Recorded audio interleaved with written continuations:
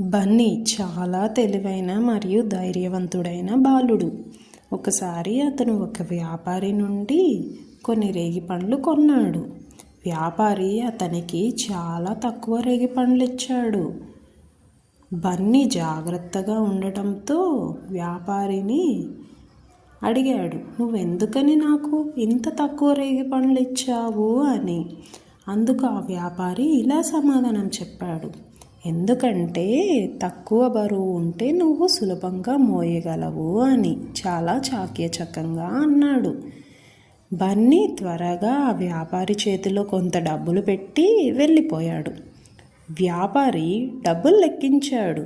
అది చాలా తక్కువ అనిపించింది. అతను బన్నీని తిరిగి పిలిచి, "నువ్వు నాకు తక్కువ డబ్బులు ఇచ్చావు" అని అన్నాడు. అప్పుడు బన్నీ ఇలా సమాధానం చెప్పాడు, "ఎందుకంటే లెక్కించడం సులభం కదా సార్" అని బన్నీ ఘాటుగా జవాబిచ్చాడు.